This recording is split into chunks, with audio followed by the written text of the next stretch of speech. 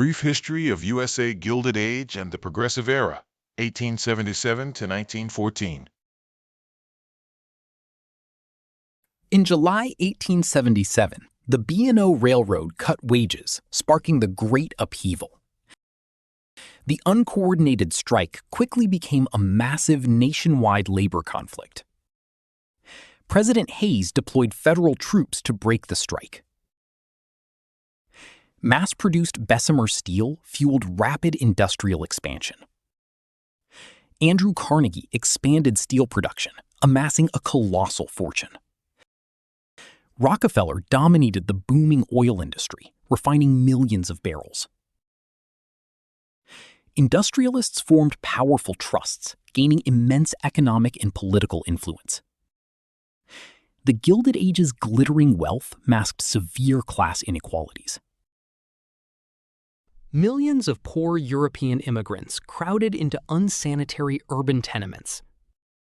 Factory employees worked long, unsafe hours without legal protections. By 1900, the wealthiest households owned most national wealth. Workers formed local unions to fight for better conditions. Tammany Hall district leaders controlled local New York politics. Plunkett grew rich through what he called honest graft. Plunkett bought land needed for public projects to resell at higher prices. He bought auctioned paving stones cheaply and resold them to the city. Tammany Hall secured votes by providing immediate aid to constituents. Machine politicians secured loyalty by attending diverse community events. Plunkett blamed civil service exams for destroying patriotism among youths. Machine politicians fiercely opposed merit-based civil service tests. Tammany Hall claimed to be the most patriotic organization on earth. In July 1881, Charles Guiteau assassinated President Garfield over patronage.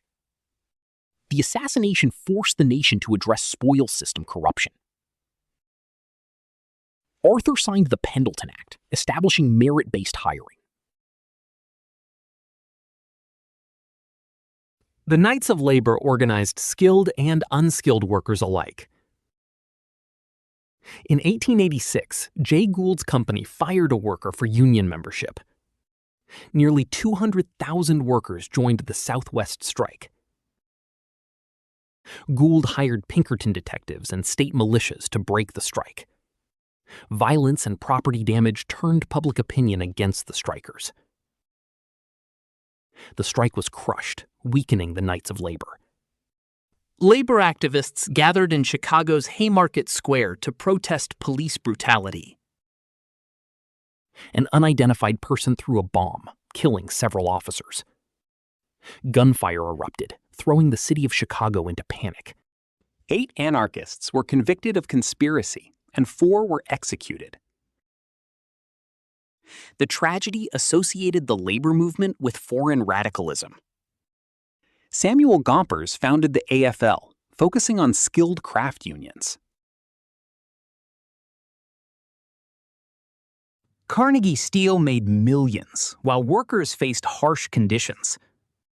Carnegie argued that concentrated capital was beneficial for human progress. He wrote that the wealthy should administer fortunes for the public. Carnegie funded over 2,500 libraries across the nation. Critics noted his philanthropy contrasted with low worker wages. Sumner popularized social Darwinism, applying evolution to human society. Social Darwinists argued that helping the poor hindered social progress. Rees challenged the Gilded Age narrative by documenting slum life. In 1890, Rees published How the Other Half Lives.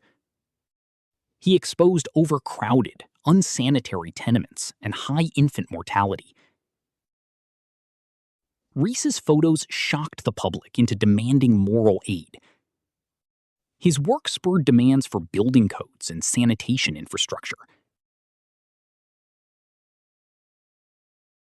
West and South farmers faced falling prices and predatory rail rates. Farmers organized the Farmers' Alliance to demand economic reforms. In 1892, they formed the Populist Party in Omaha. Donnelly's preamble declared the nation was on the verge of ruin. The platform demanded railroad nationalization, income taxes, and bimetallism. Populists advocated free silver coinage to expand the money supply. They championed direct election of senators, initiatives, and referendums. The Populists forged a powerful grassroots insurgency across regions. Agrarian victories terrified Eastern financial and corporate elites. Opponents insisted a gold standard was vital for economic stability. Southern populists attempted to build a cross-racial agrarian alliance.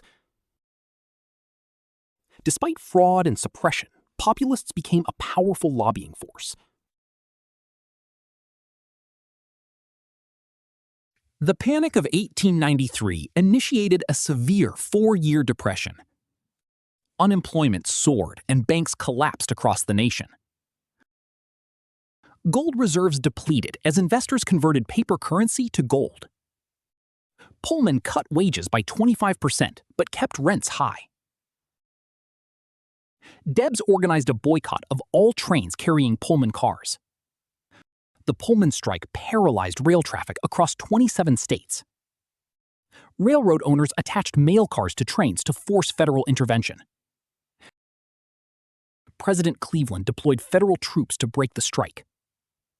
Debs was arrested for violating a federal court injunction. In re Debs, the Supreme Court validated anti-strike injunctions. The decision gave employers a powerful weapon against labor organizing. While imprisoned, Debs became a dedicated socialist leader. Democrats met in 1896 to debate gold versus silver coinage.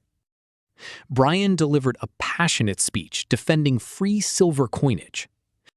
He famously declared, "You shall not crucify mankind upon a cross of gold."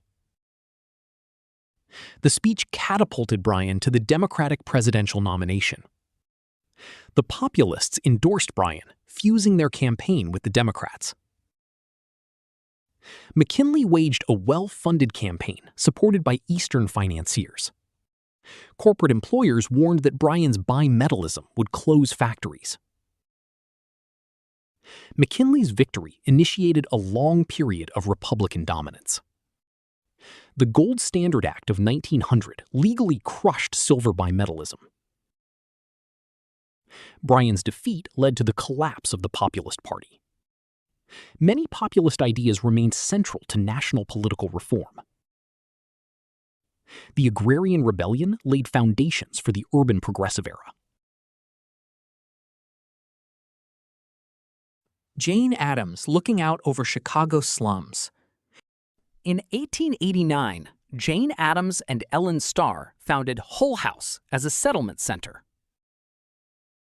Hull House provided daycare, public baths, and playgrounds for immigrants.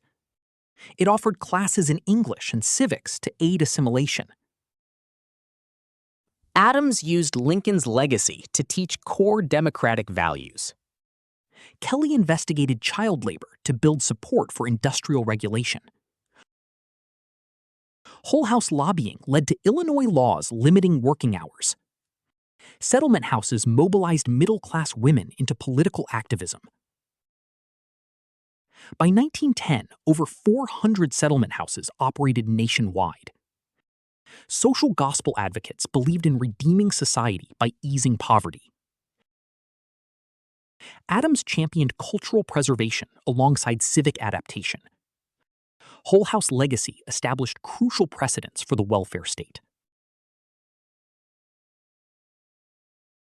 Roosevelt coined muckrakers to describe investigative reform journalists.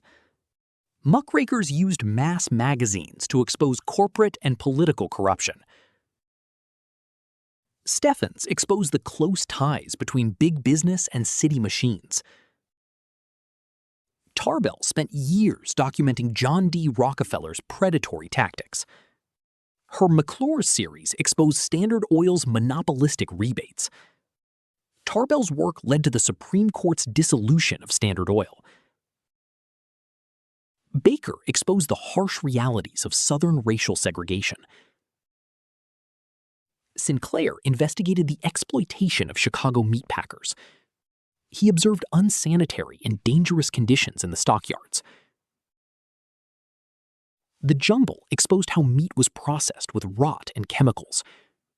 The book horrified the public, prompting Roosevelt to order federal investigations. In response, Congress passed the Meat Inspection and Pure Food Acts. McKinley's assassination thrust Vice President Roosevelt into the presidency. He championed the Square Deal to regulate corporate abuses.